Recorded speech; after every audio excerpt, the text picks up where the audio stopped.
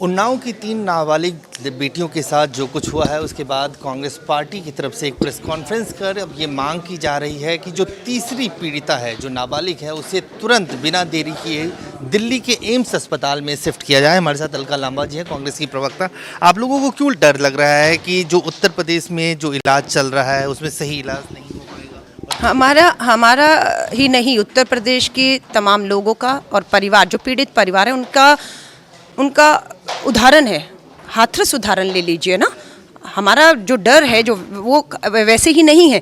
हाथरस की बेटी को भी समय पर इलाज नहीं मिला और दिल्ली जब तक लाई गई उसने दम तोड़ दिया। तो उदाहरण हमारे पास बहुत है ना।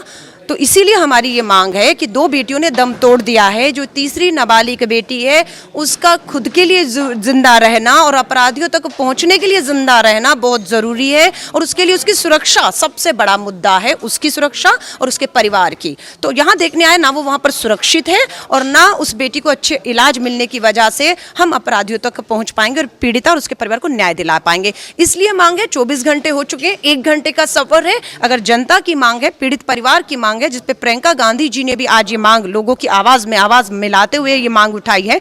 मुझे उम्मीद है आज की प्रेस कॉन्फ्रेंस के पीछे माध्यम दिया गया था कि प्रधानमंत्री जी तक आवाज पहुंचेगी।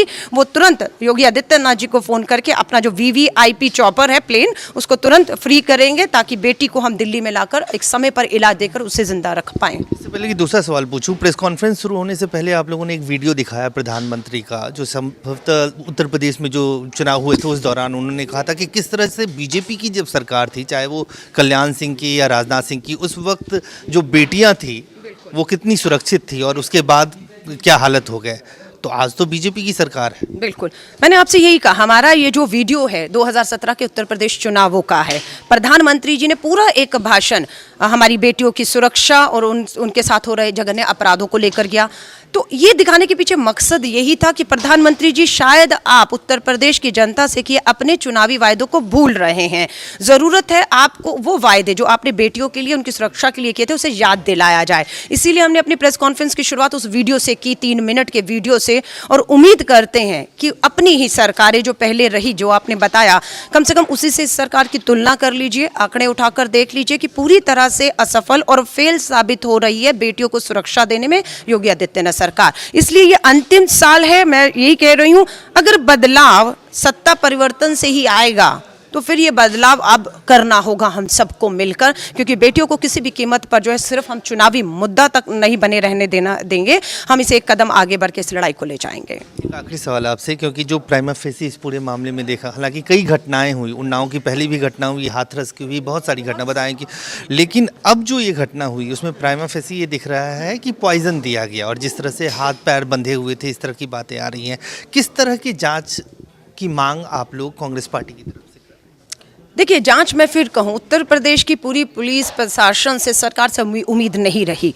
हर कोई मांग कर रहा है कि ये जांच सुप्रीम कोर्ट के जज के अधीन सीबीआई जांच हो। आप समझ रहे हैं, ये मांग करें कि सीबीआई जांच नहीं, सुप्रीम कोर्ट मॉनिटर्ड सीबीआई जांच। वही मैं आपसे कर रही हूँ, क्योंकि फिर वही सीबीआई का जब मामला आता है, लोग कहते हैं फिर केंद्र में है, फिर बचाने की कोशिश कहीं ना कहीं होती है, सीबीआई का दुरुपयोग और राजनीतिक तौर पर आपने आरोप लगते रहते हैं। तो इसलिए ये मांग है कि जब तक ये निष्पक्ष जांच, जल्द जांच नहीं होगी और सीबीआई सुप्रीम कोर्ट के जज के अधीन जो है, जिस तरह से हाथरस में आपने देखा है, नहीं होगी, तो आप ये देखिएगा कि पुराने मामलों की तरह इस बार भी मात्र सरकार अपनी छवि को बचाने के लिए किसी भी तरह जो है इस आरोपियों को बचाना चाहेगी। वरना 3 बेटियों को जहर दिया गया, हाथ बांधे गए, पांव बांध दिए गए और दोपहर को निकली थी। प्रधानमंत्री जी कहते थे शाम को नहीं निकल सकती बेटियां। ये बेटियां तो दोपहर को चारा लेने के लिए अपने घर से निकली थी, 3 थी और तीनों को जहर दिया गया है, जो अभी आ रहा है चीजों में। बाकी आगे मुझे लगता है जांच का विषय है। सुप्रीम कोर्ट मॉनिटर्ड जांच हो, सीबीआई जांच हो, अब उसी पे यकीन है। उत्तर प्रदेश के दायरे में कोई भी जांच होगी उस पे लोगों का विश्वास नहीं रहा है,